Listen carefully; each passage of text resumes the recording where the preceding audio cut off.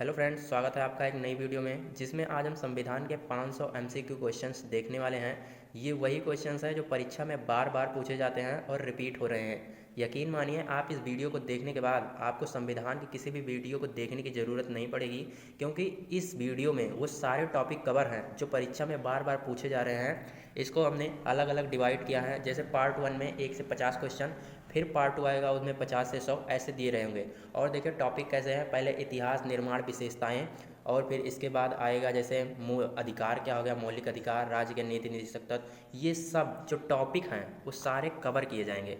तो आइए सबसे पहले क्वेश्चन से स्टार्ट करते हैं। यहाँ पर देखिए सबसे पहला क्वेश्चन हमारा कह रहा है कि भारतीय संविधान को अंगीकृत किया गया।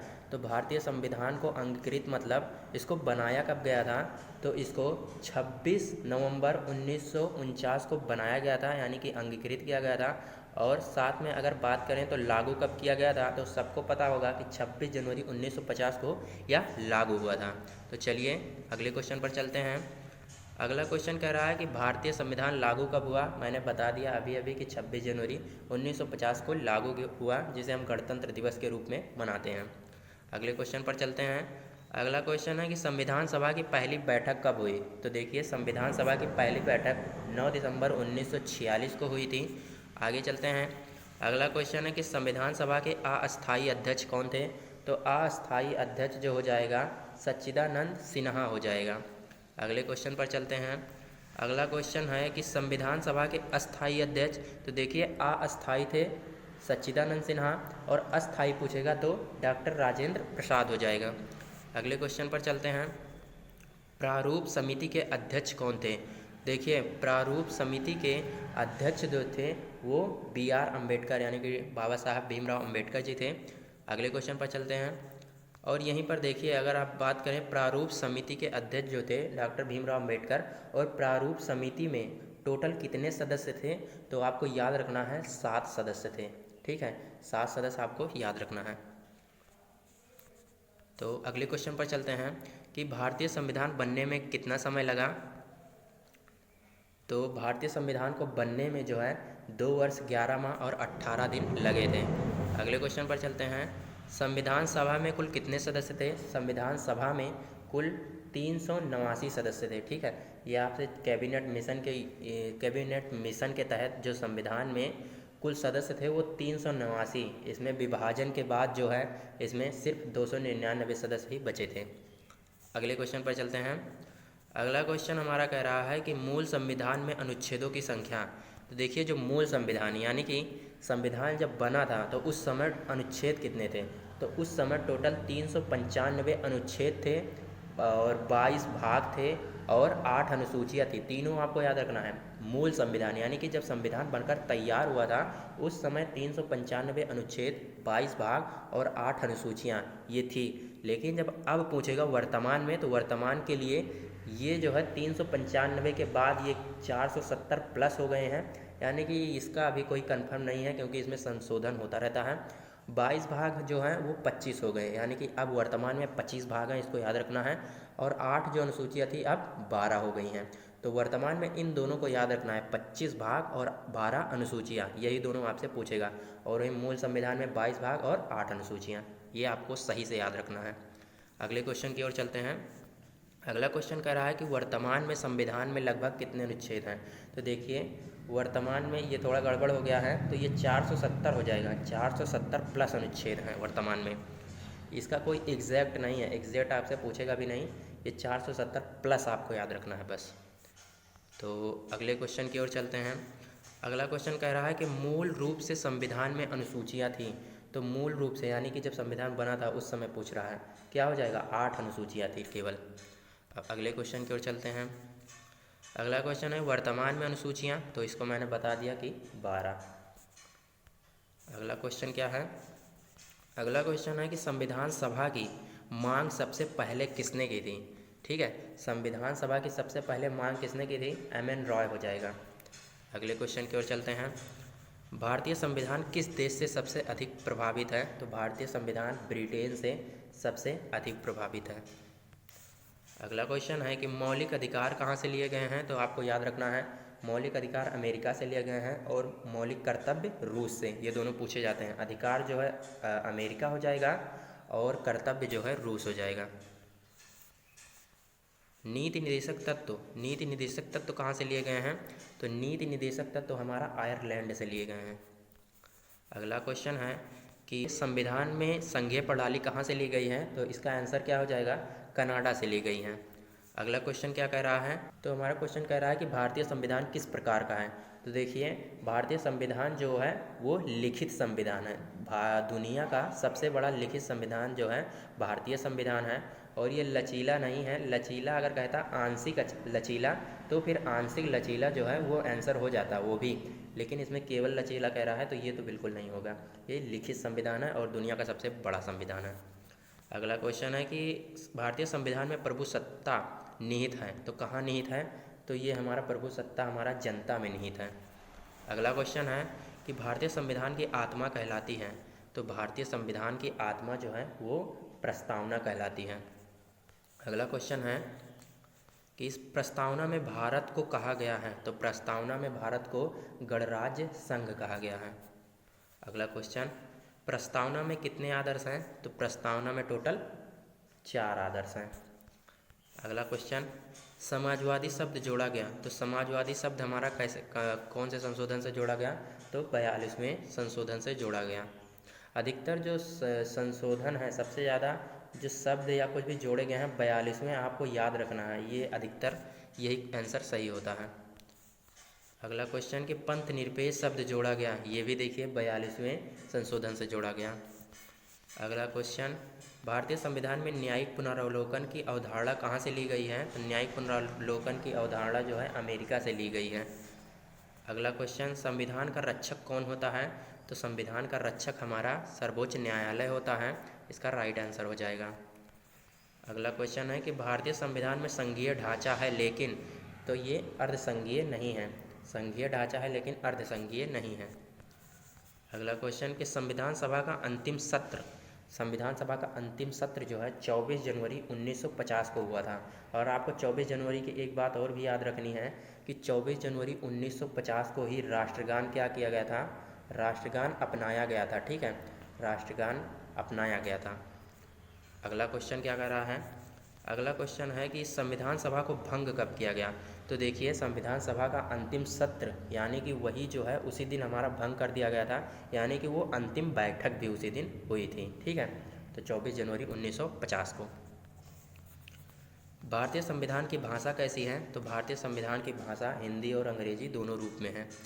अगला क्वेश्चन क्या है कि संविधान सभा के संवैधानिक सलाहकार कौन थे? तो इसका आंसर हो जाएगा BN राव थे।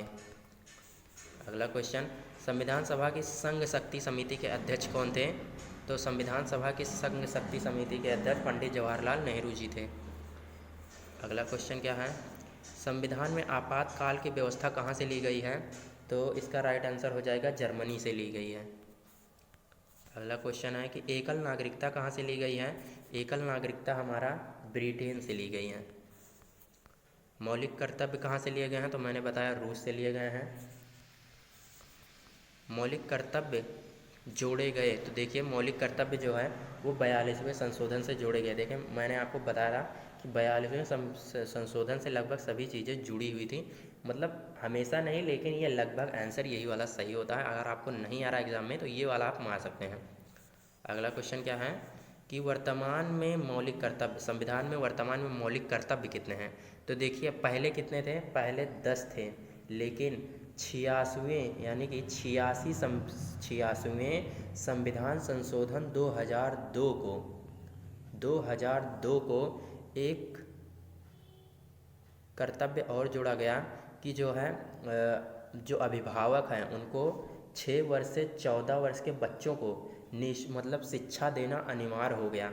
यही 11वें संशोधन में कहा गया कि 6 वर्ष से 14 वर्ष के बच्चों को प्रारंभिक शिक्षा का अधिकार होगा, यानी कि अब टोटल पहले 10 थे, ये 86वें संशोधन 2002 द्वारा ये 11 हो गए हैं। ठीक है, ये आपको याद रखना है। अगला क्वेश्चन है कि संविधान में प्रस्तावना को कहाँ से जोड़ा गया? तो प्रस्तावना को जोड़ा गया प्रारंभ में ही, सबसे पहले प्रस्तावना को ही जोड़ा गया था। भारतीय संविधान सबसे बड़ा लिखित संविधान है कहाँ का? ये पूरी दुनिया का। अगला क्वेश्चन, संविधान सभा के उपाध्यक्ष, देखिए संविधान सभा के उपाध्यक्ष कौन थे? तो राइट आंसर क्या हो जाएगा? H.C. मुखर्जी। संविधान सभा का गठन किस योजना से हुआ? तो देखिए कैबिनेट मिशन से हुआ था, जिसमें मैंने बताया था कैबिनेट मिशन के अंतर्गत कितने सदस्य थे टोटल? 389 सदस्य। इसको भी आपको याद रखना था। तो अगला क्वेश्चन, संविधान में कितने भाग हैं? तो देखिए संविधान में कितने टोटल भाग हैं ये पूछ रहा है कब? ये अब पूछ रहा है, यानी कि वर्तमान में संविधान में कितने भाग हैं? तो आपको याद रखना है 25 भाग हैं। पहले कितने थे? 22 थे। अगला क्वेश्चन, संविधान सभा की कार्यवाही किस भाषा में हुई थी? तो इसका राइट आंसर क्या हो जाएगा? हिंदी और अंग्रेजी दोनों भाषाओं में। भारतीय संविधान की मूल प्रति लिखी गई, तो कैसे लिखी गई थी? इसको हस्तलिखित, हाथों से लिखा गया था। और लिखा किसने था? प्रेम बिहारी नारायण, ठीक है, प्रेम बिहारी नारायण रायजादा ने जो है इसको अपने हाथों से लिखा था, ठीक है, इसको भी आपको याद रखना है। और जो है संविधान को सुशोभित किसने किया? तो देखिए सुशोभित किसने किया था इसको? तो नंदलाल बोस जी ने। संविधान सभा के सचिव कौन थे? संविधान सभा के सचिव जो है H.B. आयंगर थे। भारतीय संविधान लागू होने का दिवस मैंने बताया गणतंत्र दिवस कहलाता है, ये भी आपको याद रखना है। संविधान दिवस कब मनाया जाता है? तो इसको तो पता होगा आपको। संविधान दिवस जो है 26 नवंबर। 26 नवंबर क्यों? क्योंकि इसी दिन जो है संविधान बनकर तैयार हो गया था। इसको मैंने बताया था 26 नवंबर 1949 को संविधान बनकर तैयार हो गया था। इसको भी आपको याद रखना है।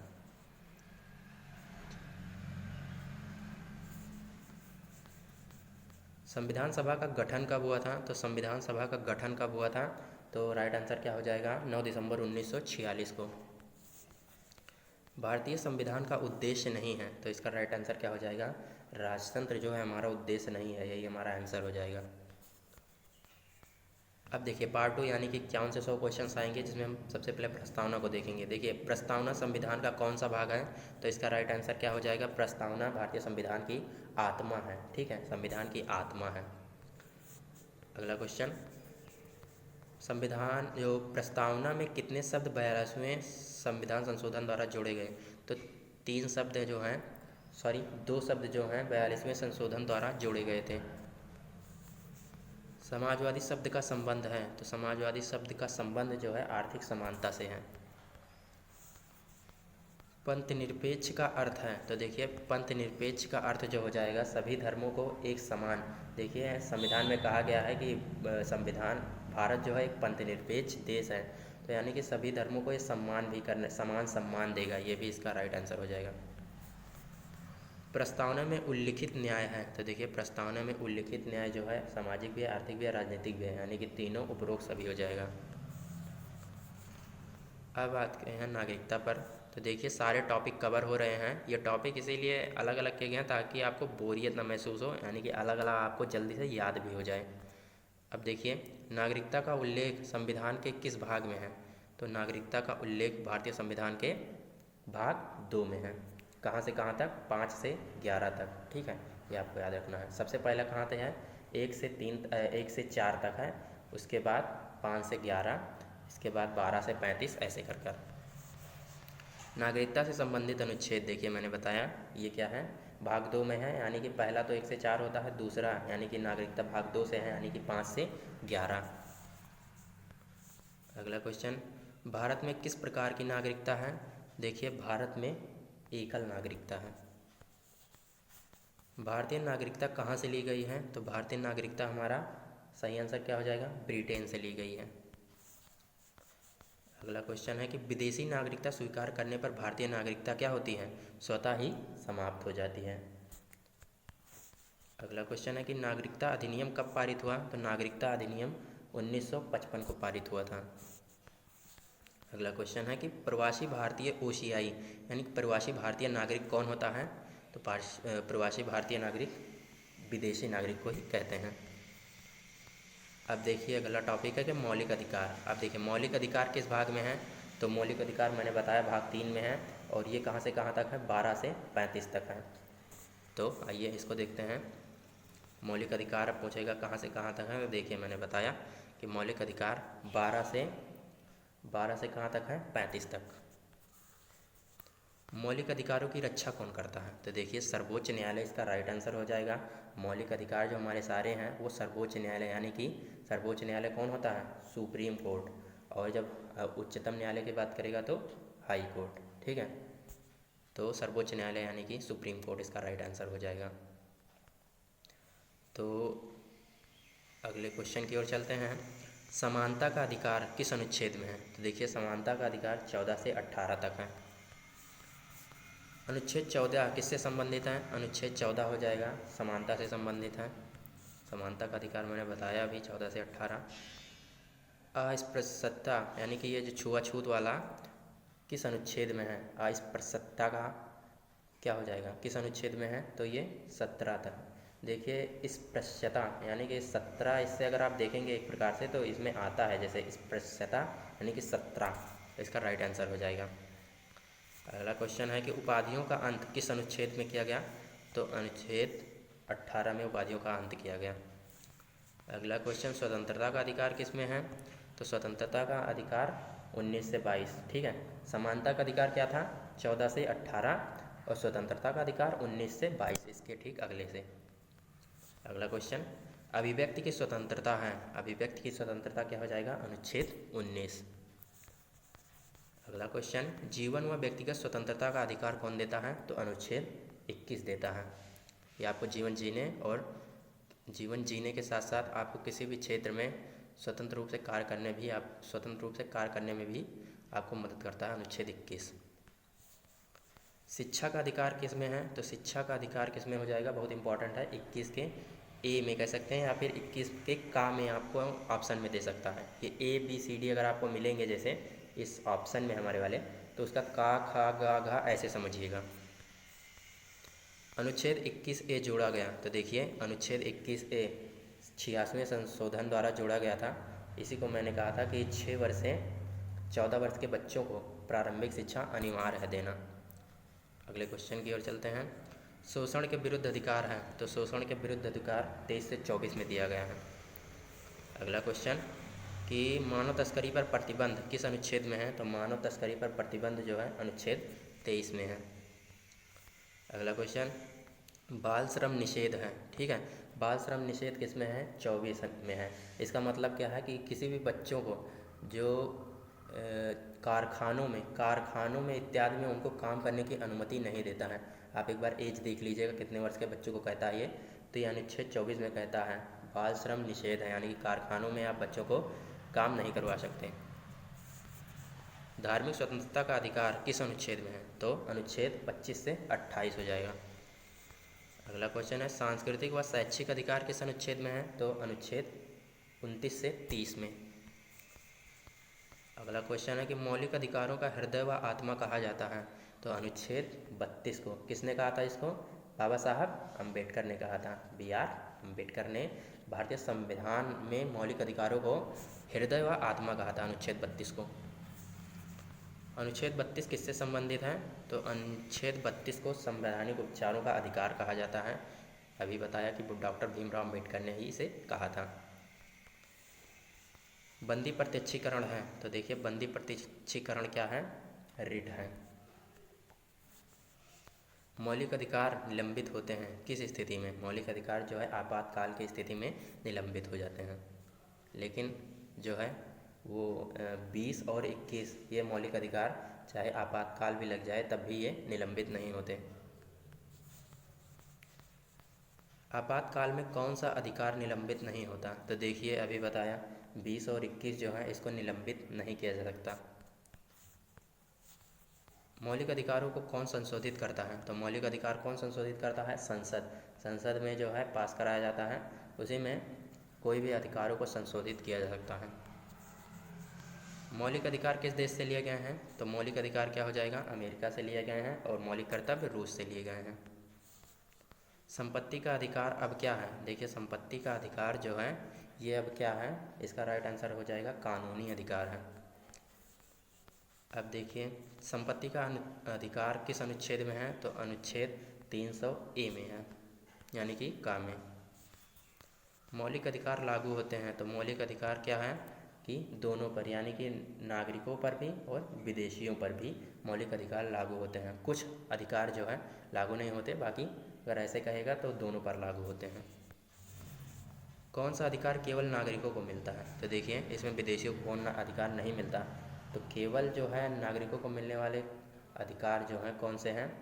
अनुच्छेद 19 जो है ये केवल भारतीय नागरिक, देख लीजिएगा, ये भारतीय नागरिकों को मिलता है। अगले क्वेश्चन की ओर चलते हैं। अनुच्छेद 15 किससे संबंधित है? तो अनुच्छेद 15 हमारा भेदभाव और निषेध से संबंधित है, यानी कि आप किसी भी मतलब किसी भी इंसान से भेदभाव जैसे वो शब्दों का प्रयोग नहीं कर सकते। सरकारी नौकरी में समान अवसर, ये किस अनुच्छेद में कहा गया है? तो अनुच्छेद 16 में कहा गया है। मौलिक अधिकारों का उल्लंघन होने पर सीधे जा सकते हैं आप, कहाँ जा सकते हैं? सर्वोच्च न्यायालय। ये संविधान को आत्मा इसीलिए बाबा साहब अम्बेडकर ने कहा था कि अनुच्छेद 32 के तहत अगर आपका मौलिक अधिकारों पर मतलब अगर आपका उल्लंघन होता है तो आप सीधा सुप्रीम कोर्ट जो है जा सकते हैं, ये अनुच्छेद 32 में कहा गया है। अनुच्छेद 226 किससे संबंधित है? तो अनुच्छेद 226 हाई कोर्ट यानी कि उच्च न्यायालय से, उच्च न्यायालय या फिर उच्चतम न्यायालय। तो याद रखिएगा सुप्रीम कोर्ट जो होता है बड़ा होता है, इसके नाम में भले उच्चतम न्यायालय आ रहा हो लेकिन बड़ा कौन सा होता है? सुप्रीम कोर्ट, ठीक है। हाई कोर्ट जो होता है राज्य का होता है और ये केंद्र का। हाई कोर्ट सभी राज्य में एक एक होगा, मतलब एक या दो भी हो सकता है कोई, मतलब हाँ सॉरी एक ही होगा, राज्य में एक ही होगा हाई कोर्ट हर राज्यों में। और हाई कोर्ट जो होता है एक राज्यों से दो राज्यों में भी हो सकता है, ऐसा नहीं है। तो सामान्यतः एक होता है, ये आपको याद रखना है। सुप्रीम कोर्ट ये बड़ा होता है, ये केंद्र का होता है। ये सुप्रीम कोर्ट दिल्ली में है, केवल भारत में एक ही है, जिसमें 34 क्या होते हैं? न्यायाधीश होते हैं, जिसमें 33 मुख्य न्यायाधीश और 33 अन्य न्यायाधीश होते हैं, प्लस एक जो होता है जो राष्ट्रपति चुनता है वो मुख्य न्यायाधीश होता है। ये आपको सारी बातें याद रखनी है।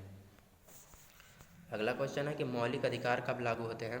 तो मौलिक अधिकार जो है राज्य के विरुद्ध लागू होते हैं। अगला क्वेश्चन है कि मौलिक अधिकार सीमित किए जा सकते हैं?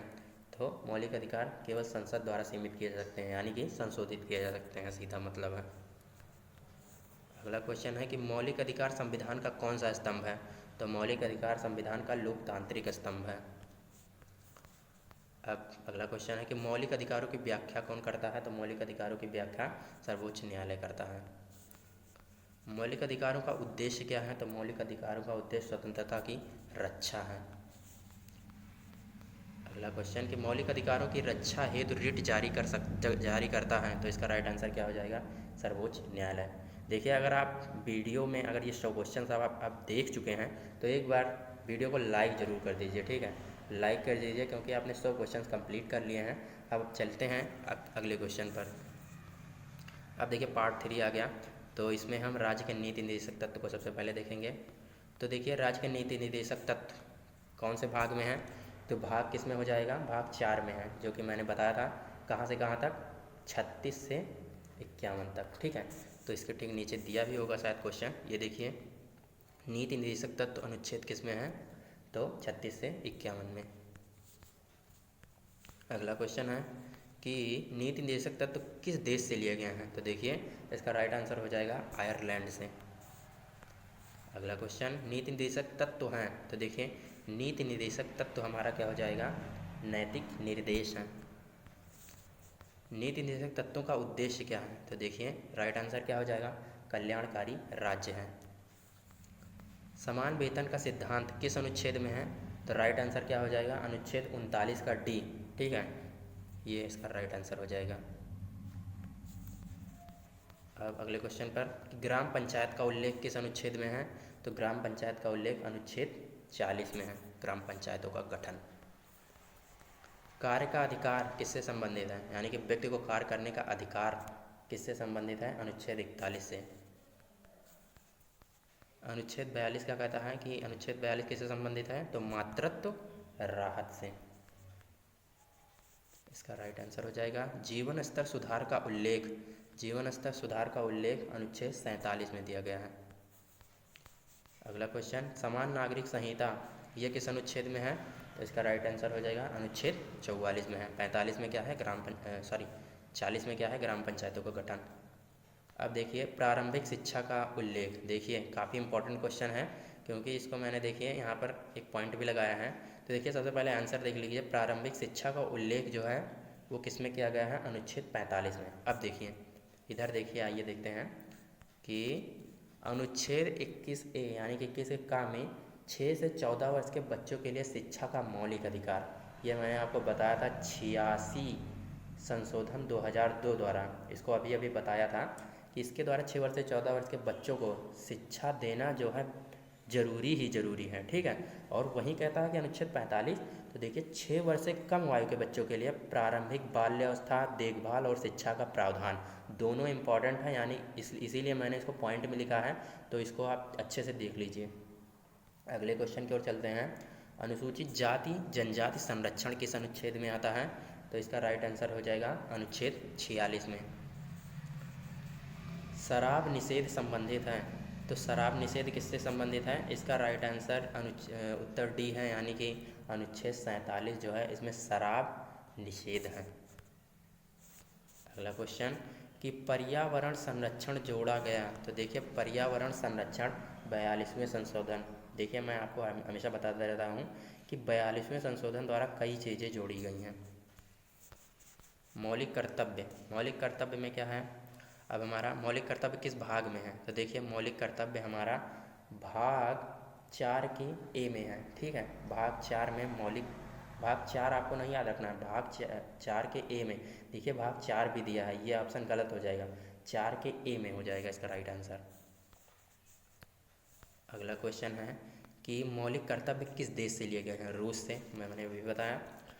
तो मौलिक कर्तव्य जोड़े गए, तो देखिए इसमें मौलिक कर्तव्य किससे जोड़े गए, इसमें भी 42वें संशोधन द्वारा जोड़े गए। प्रारंभ में मौलिक कर्तव्य कितने थे, प्रारंभ में मैंने बताया था कि मौलिक कर्तव्य 10 थे, फिर 86वें संशोधन 2002 द्वारा उसमें शिक्षा का अधिकार वाला जो बताया उसमें 11 हो गए। वो 86 संशोधन 2002 मैं आपको बार बार बता रहा हूँ, ये बहुत ज़्यादा इम्पॉर्टेंट है, ये आपसे पूछ सकता है, ठीक है। इसीलिए अब ये टोटल कितने हो गए हैं, 11 हो गए हैं।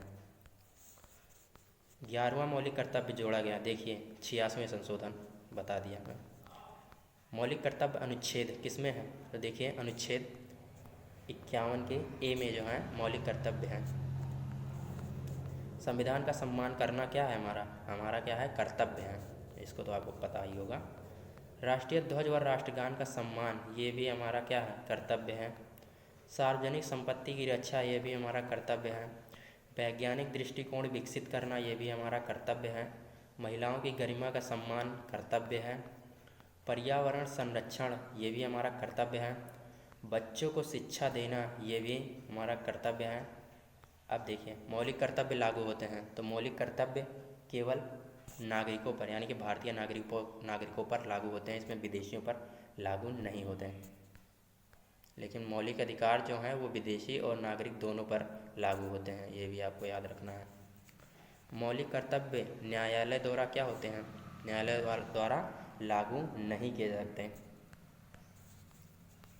अगला क्वेश्चन कि कल्याणकारी राज्य की अवधारणा किससे जुड़ी हुई है, तो नीति निर्देशक तत्व द्वारा जुड़ी हुई है।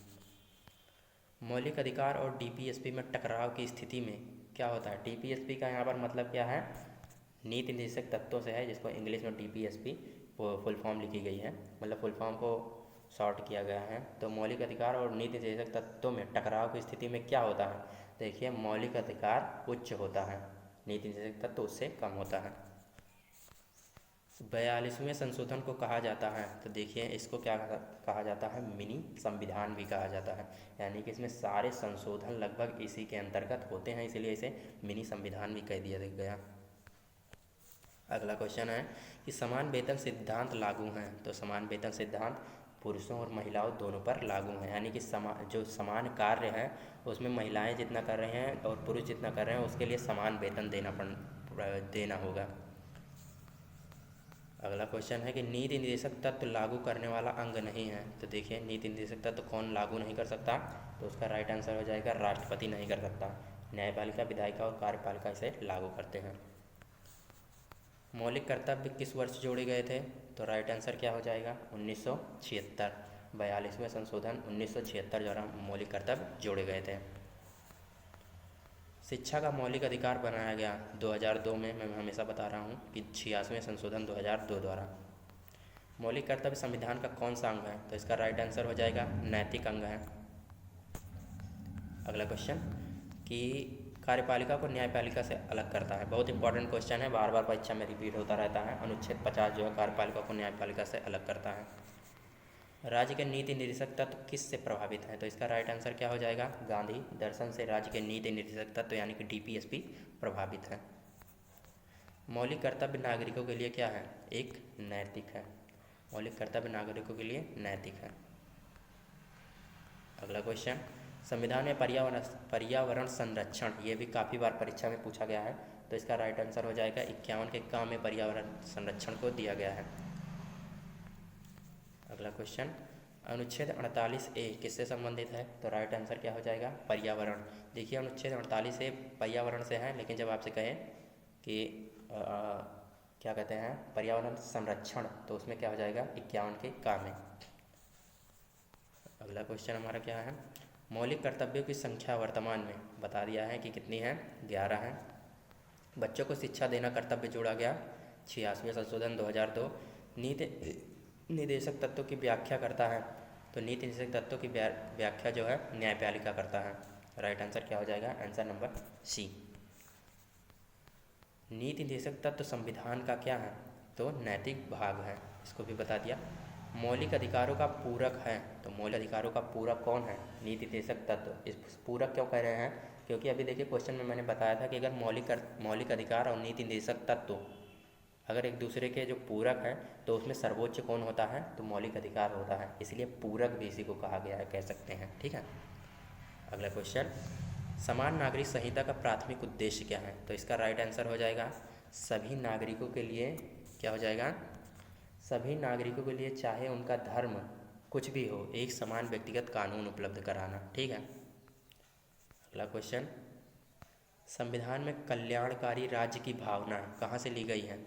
तो संविधान में कल्याणकारी राज्य की भावना जो है नीति निर्देशक तत्वों से ली गई है।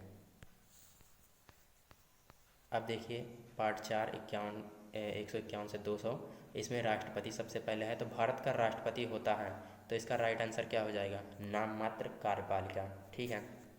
अगला क्वेश्चन, राष्ट्रपति संविधान के किस भाग में वर्णित है? तो आंसर क्या हो जाएगा? भाग 5 में। देखिए 36 से 51 तक भाग 4 चल रहा था, अब जो भी है यानी कि 52 से 151 तक ये भाग 5 में ही सारी चीज़ें आएंगी। ये सबसे बड़ा भाग भी है, आपको इसको भी याद रखना। 52 से 151 यानी कि टोटल 100 भाग हैं, यानी कि संविधान में सबसे ज़्यादा भाग किस में है? तो 52 से 151 अनुच्छेद में। राष्ट्रपति से संबंधित अनुच्छेद है, तो राइट आंसर क्या हो जाएगा? 52 से 62 तक। भारत का प्रथम राष्ट्रपति कौन था? तो डॉक्टर राजेंद्र प्रसाद, इसका राइट आंसर हो जाएगा। अगला क्वेश्चन कि राष्ट्रपति का कार्यकाल कितना होता है? तो लगभग सभी जो उपराष्ट्रपति राष्ट्रपति जो भी चीज़ें हैं उनका कार्यकाल 5 वर्ष का होता है। ठीक है, लगभग मैं बता रहा हूँ, सबका नहीं बता रहा हूँ। अगला क्वेश्चन, राष्ट्रपति के निर्वाचन में कौन भाग लेता है? तो राष्ट्रपति के निर्वाचन में सांसद और विधायक दोनों भाग लेते हैं। ठीक। अगला क्वेश्चन, राष्ट्रपति का चुनाव होता है, तो राष्ट्रपति का चुनाव जो है अप्रत्यक्ष होता है, इसको भी आपको याद रखना है। राष्ट्रपति चुनाव में मतदान प्रणाली कैसी है? तो इसको आपको इम्पोर्टेंट है, आनुपातिक प्रतिनिधित्व। ठीक है, चुनाव जो प्रणाली है वो आनुपातिक प्रतिनिधित्व है राष्ट्रपति का चुनाव जो है। अगला क्वेश्चन, राष्ट्रपति पद की न्यूनतम आयु, तो न्यूनतम आयु जो है वो 35 वर्ष है। इसमें भी जैसे राष्ट्रपति उपराष्ट्रपति प्रधानमंत्री, इसमें जो है 35 वर्ष ही लगभग न्यूनतम आयु होती है, सबकी नहीं, लेकिन जो बड़े पद हैं उसमें 35 वर्ष ही। राष्ट्रपति पद की शपथ कौन दिलाता है? तो राष्ट्रपति पद को मतलब राष्ट्रपति को शपथ कौन दिलाता है?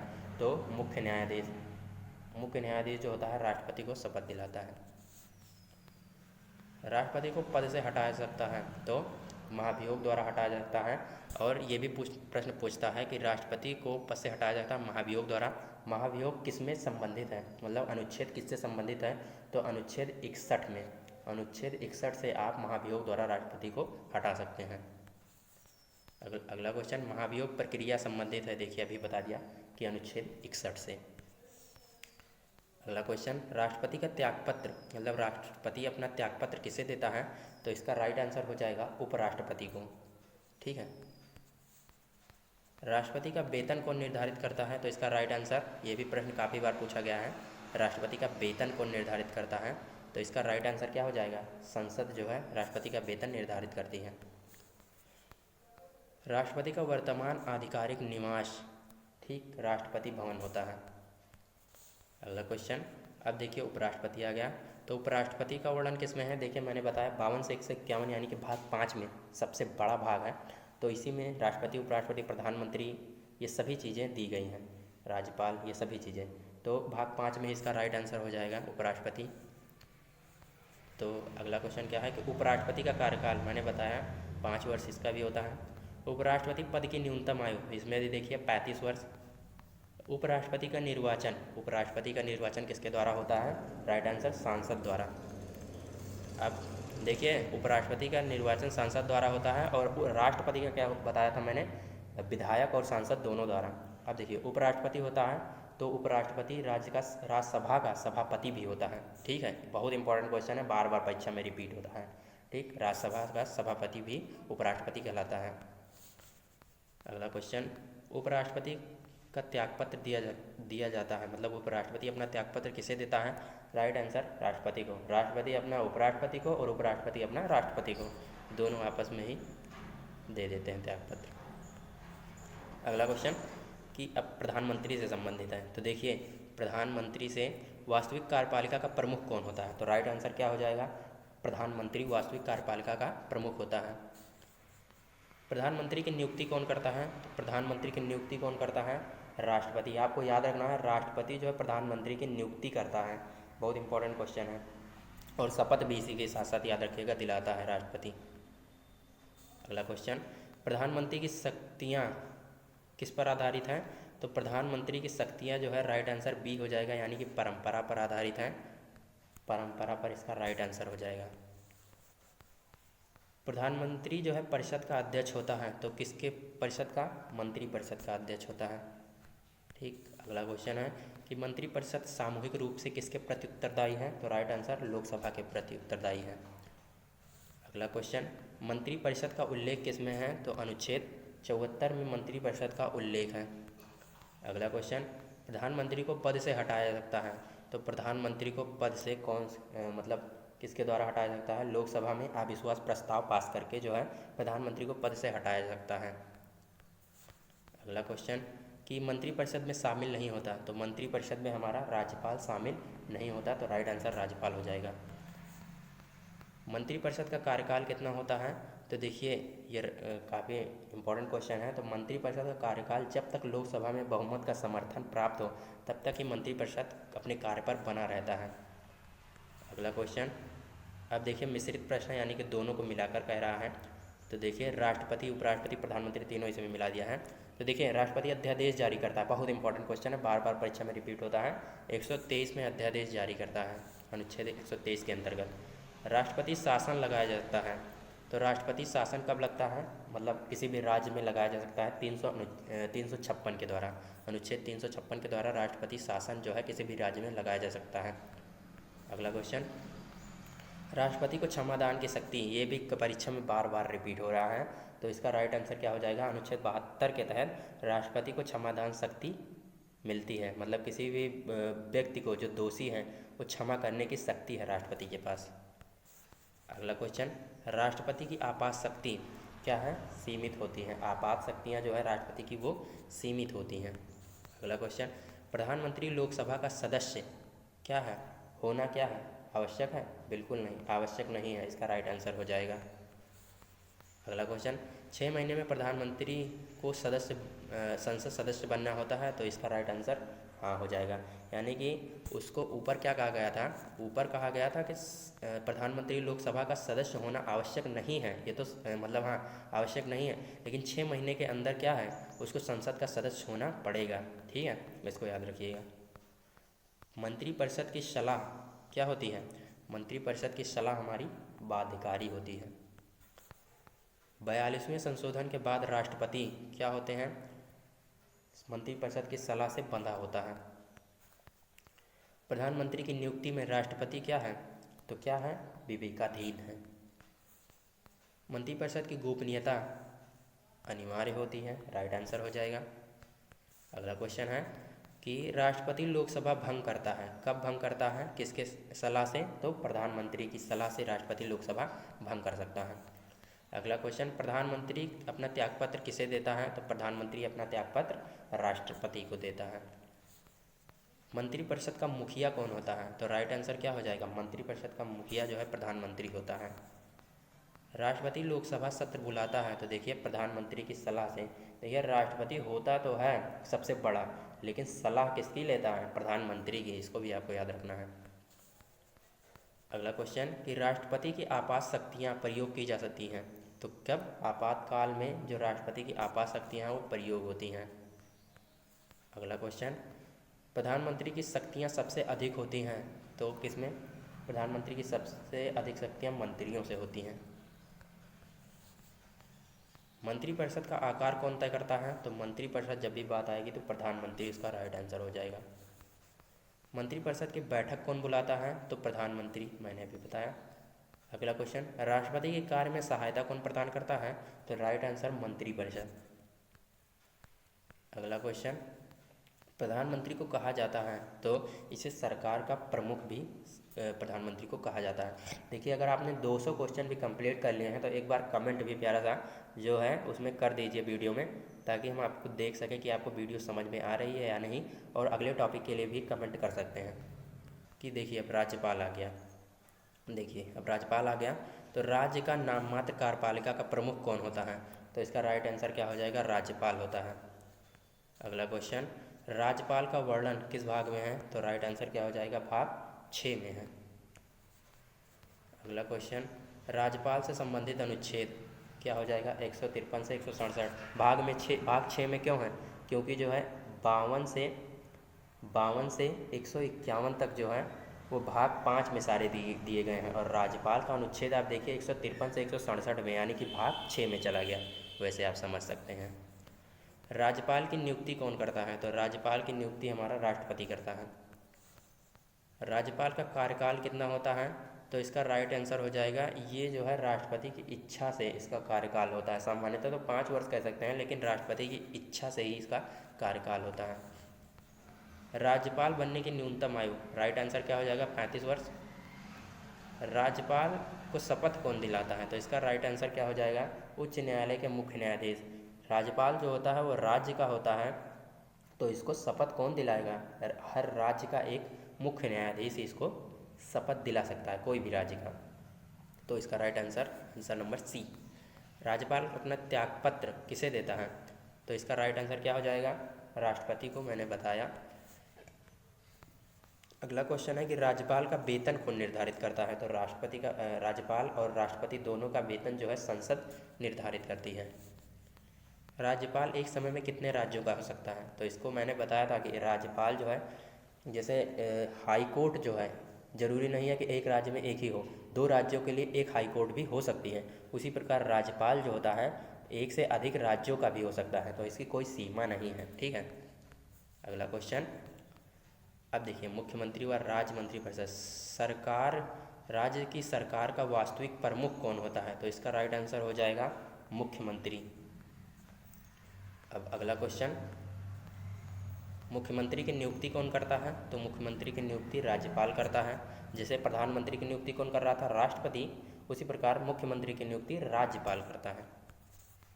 अब देखिए मुख्यमंत्री परिषद का अध्यक्ष होता है, तो राइट आंसर क्या हो जाएगा? राज्य मंत्री परिषद का अध्यक्ष होता है। राज्य मंत्री परिषद सामूहिक रूप से किसके प्रति उत्तरदायी है? तो विधानसभा के प्रति उत्तरदायी है। मुख्यमंत्री का त्यागपत्र दिया जाता है, तो मुख्यमंत्री अपनी त्यागपत्र जो है किसे देता है? राइट आंसर राज्यपाल को देता है। प्रधानमंत्री राष्ट्रपति को, मुख्यमंत्री राज्यपाल को, ऐसे जुड़ा है, समझ लीजिए। राज्य मंत्रिपरिषद का उल्लेख किस में है? तो अनुच्छेद 163 में है। अगला क्वेश्चन राज्य विधानमंडल टॉपिक है। तो राज्य विधानमंडल में होते हैं, तो देखिए राज्य विधानमंडल में राज्यपाल, विधानसभा व विधान परिषद होते हैं, इसको आपको याद रखना है। अगला क्वेश्चन विधानसभा के सदस्यों की न्यूनतम आयु, तो इसका राइट आंसर क्या हो जाएगा? आंसर बी बता रहा है, यानी कि 25 वर्ष। राइट आंसर क्या हो जाएगा? 25 वर्ष जो है विधानसभा के सदस्यों की न्यूनतम आयु होती है। अगला क्वेश्चन कि विधानसभा का कार्यकाल, विधान परिषद के सदस्यों के, देखिए वो विधानसभा कह रहा था, विधान परिषद कह रहा है, उसके लिए 30 वर्ष है। विधानसभा के लिए 25 और विधान परिषद के लिए 30, याद रखिएगा। अब देखिए विधानसभा का कार्यकाल, विधानसभा का कार्यकाल 5 वर्ष का होता है। अगला क्वेश्चन विधान परिषद का कार्यकाल, तो ये 6 वर्ष का होता है। दोनों डिफरेंस देखते रहिए, काफ़ी इम्पोर्टेंट है। अगला क्वेश्चन विधान परिषद भंग होती है, तो विधान परिषद जो है संसद द्वारा भंग होती है। अगला क्वेश्चन राज्य विधान परिषद में सदस्य कितने होते हैं अधिकतम? तो ये जो राज्य के विधान परिषद में अधिकतम सदस्य होते हैं वो विधानसभा के 1/3 होते हैं, याद रखिएगा, 1/3 विधानसभा के 1/3। अगला क्वेश्चन विधान परिषद के सदस्य चुने जाते हैं, तो विधान परिषद के सदस्य जो हैं मतलब अप्रत्यक्ष और मनोनयन दोनों रूप से चुने जाते हैं। अगला क्वेश्चन राज्यपाल द्वारा मनोनीत विधान परिषद सदस्य, तो राज्यपाल द्वारा जो मनोनीत विधान परिषद के सदस्य होते हैं वो संसदों की सदस्यों की कुल संख्या का 1/6 होते हैं, याद रखिएगा, काफ़ी इंपॉर्टेंट है। अगला क्वेश्चन अब देखिए विधायी प्रक्रिया टॉपिक है।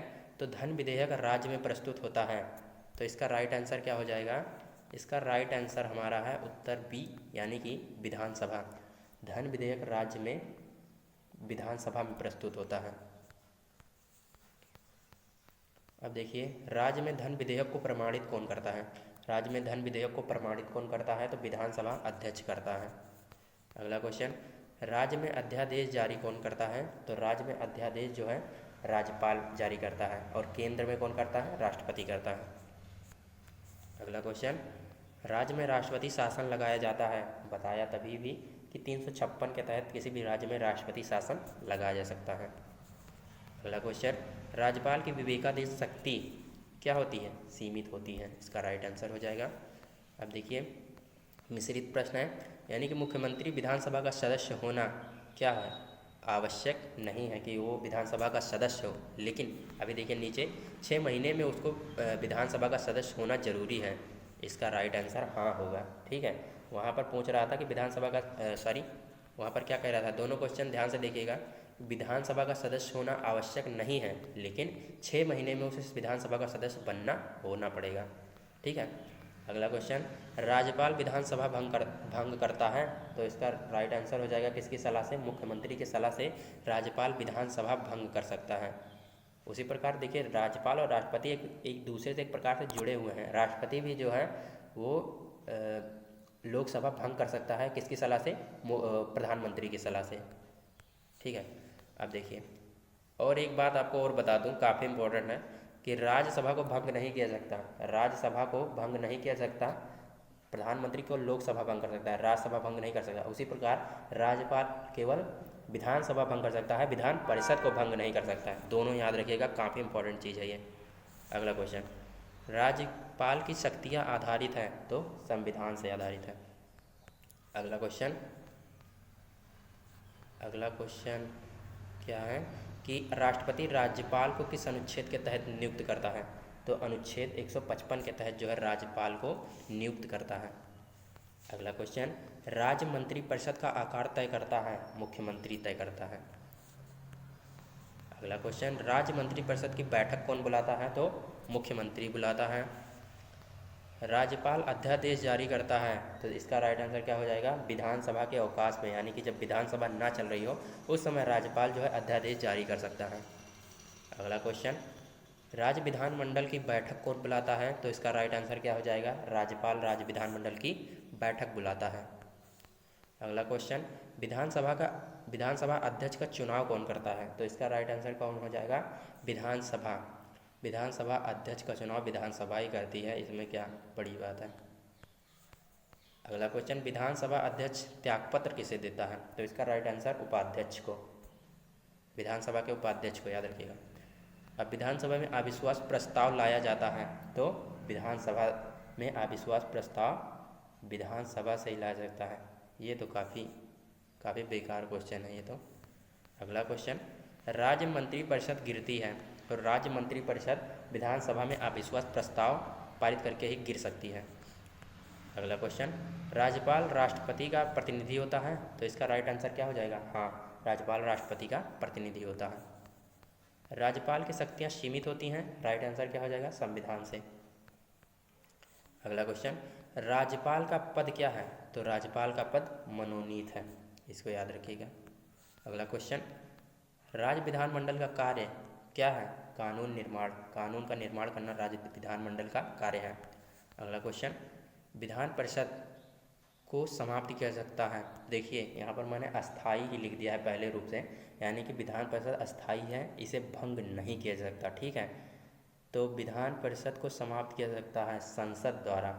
अब संसद में जो है प्रस्ताव पारित होता है, यानी कि ये अस्थाई है। अगर आप पूछेगा अस्थाई है अस्थाई है तो ये अस्थाई है। समाप्त करने अगर संसद में चला जाएगा तो यहाँ पर भंग किया सकता है, अन्यथा किसी भी स्थिति में इसे भंग नहीं किया जा सकता। अगला क्वेश्चन, राज्यों की परिषद में राष्ट्रपति द्वारा नामित किए जाने वाले सदस्य कितने होंगे? तो इसका राइट आंसर हो जाएगा 12, ठीक। अगले क्वेश्चन, राज्य विधानमंडल का सर्वोच्च अंग, तो इसका राइट आंसर क्या हो जाएगा? राज्यपाल होता है। अगला क्वेश्चन, अब देखिए 300 से 350 क्वेश्चन, यानी कि पार्ट 7। अब आपने अगर 300 क्वेश्चन कंप्लीट कर लिए हैं, एक बार ईमानदारी से सब्सक्राइब भी चैनल को कर दीजिए। यानी कि वीडियो अगर आपको यहाँ तक पहुँच गए हैं तो आपको यानी कि वीडियो में मज़ा भी आ रहा है, तो एक बार लाइक सब्सक्राइब कमेंट सब चीज़ें कर दीजिए। चलिए 301 नंबर क्वेश्चन पर पहुँचते हैं। तो सर्वोच्च न्यायालय में कितने न्यायाधीश कार्यरत होते हैं? यानी कि सुप्रीम कोर्ट की बात कर रहा है, तो उसमें टोटल 34, पहले भी बताया, तो 34 तो होते हैं, लेकिन उसमें एक जो होता है मुख्य न्यायाधीश होता है, मुख्य न्यायाधीश, और 33 जो होते हैं अन्य न्यायाधीश होते हैं, ठीक। अगला क्वेश्चन हमारा, भारतीय न्यायपालिका की सर्वोच्च संस्था क्या है? तो राइट आंसर क्या हो जाएगा? संसद। अगला क्वेश्चन कि सर्वोच्च न्यायालय का वर्णन किस में है? तो सर्वोच्च न्यायालय का वर्णन भाग 5 में है। अगला क्वेश्चन, सर्वोच्च न्यायालय से संबंधित अनुच्छेद किस में है? तो सर्वोच्च न्यायालय से संबंधित अनुच्छेद 124 से 147, 124 से 147 जो है इसका राइट आंसर। अगला क्वेश्चन, उच्चतम न्यायालय अस्तित्व में कब आया? यानी कि हाई कोर्ट जो है अस्तित्व में कब आया था? तो 26 जनवरी 1950, यानी कि संविधान के लागू होने के साथ साथ हाई कोर्ट जो है अस्तित्व में आ गया। अगला क्वेश्चन, सर्वोच्च न्यायालय के मुख्य न्यायाधीश की नियुक्ति कौन करता है? ठीक, सुप्रीम कोर्ट की बात कर रहा है, तो उस राष्ट्रपति जो है मुख्य न्यायाधीश की नियुक्ति करता है। अगला क्वेश्चन, सर्वोच्च न्यायालय के न्यायाधीश की न्यूनतम आयु कितनी होती है? तो इसका राइट आंसर क्या होता है? निर्धारित नहीं होती है। इसमें जो है लास्ट वाली आयु निर्धारित होती है, लेकिन ये नहीं निर्धारित है वो कब बनेगा, ठीक। अगला क्वेश्चन, सर्वोच्च न्यायालय के न्यायाधीश की सेवानिवृत्ति आयु, यानी कि अब देखिए इसको आपको याद रखना, 65 वर्ष होती है। 65 वर्ष वो अपने पद पर कार्यरत रह सकता है। अगला क्वेश्चन है कि सर्वोच्च न्यायालय के न्यायाधीश का वेतन कौन निर्धारित करता है? तो इसका राइट आंसर संसद, यानी कि वेतन निर्धारित करने का लगभग कार्य किसके पास होता है? संसद के पास ही होता है। अगला क्वेश्चन, सर्वोच्च न्यायालय के न्यायाधीश अपना त्यागपत्र किसे देते हैं? तो इसका राइट आंसर क्या हो जाएगा? राष्ट्रपति को। अगला क्वेश्चन, अब देखिए अधिकार क्षेत्र से है, तो मूल अधिकार क्षेत्र किससे संबंधित है? तो इसका राइट आंसर क्या हो जाएगा? विवाद से संबंधित है। संघ और राज्य के विवाद कौन सुलझाता है? तो कौन सुलझाता है? सर्वोच्च न्यायालय, यानी कि सुप्रीम कोर्ट। अगला क्वेश्चन कि अनुच्छेद 32 कहलाता है, तो इसका राइट आंसर क्या हो जाएगा? संविधान की आत्मा और संविधान का हृदय जो है अनुच्छेद 32 कहलाता है, जिसे बाबा साहब अम्बेडकर ने दिया था। तो राइट आंसर इसका क्या हो जाएगा? राइट आंसर हमारा हो जाएगा ए व सी दोनों। अगला क्वेश्चन क्या है? अगला क्वेश्चन कह रहा है कि मौलिक अधिकारों की रक्षा कौन करता है? तो मौलिक अधिकारों की रक्षा हमारा सुप्रीम कोर्ट करता है, इसको मैंने बता दिया है पहले भी।